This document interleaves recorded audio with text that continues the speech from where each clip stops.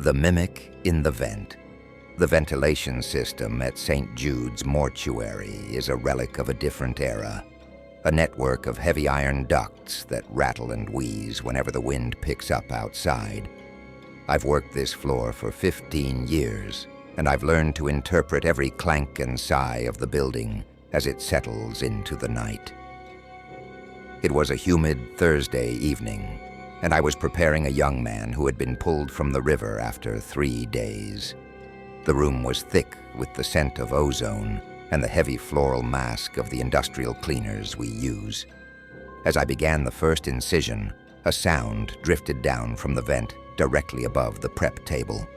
It was a laugh, soft, melodic, and distinctly feminine.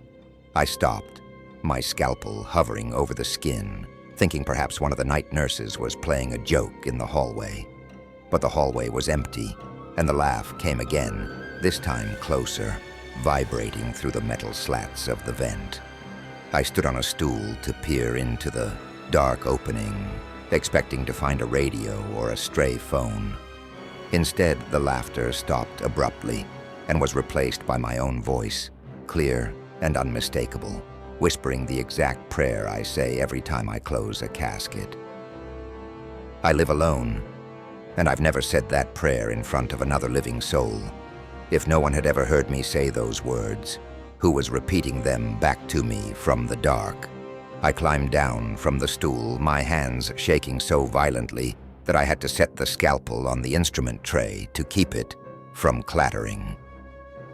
The air in the room had turned frigid, the kind of cold that feels like it's being exhaled from a deep, underground cavern. I checked the thermostat. It was set to a steady 65 degrees, yet my breath was visible in the air, swirling in the light of the surgical lamps. I tried to focus back on the task at hand, telling myself that exhaustion plays tricks on the ears. But then, a new sound began. It was the sound of a zipper. Zip. Slow and deliberate. It came from the cooler wall behind me. I turned slowly, my heart hammering against my ribs like a trapped bird. All the bags were sealed. All the tags were in place. Suddenly, the voice from the vent spoke again. This time, it wasn't my voice. It was the voice of the young man on my table. It was wet and gargling, the sound of someone trying to speak through a throat full of river water. "Is it cold enough for you yet?" the voice bubbled. I didn't stay to hear the answer. I dropped my apron, grabbed my keys, and ran for the exit. I didn't even stop to lock the prep room door. I spent the rest of the night in my car in the brightly lit parking lot of a 24-hour diner, watching the sun slowly crawl over the horizon. When the director arrived the next morning, he found the prep room exactly as I had left it, with one exception.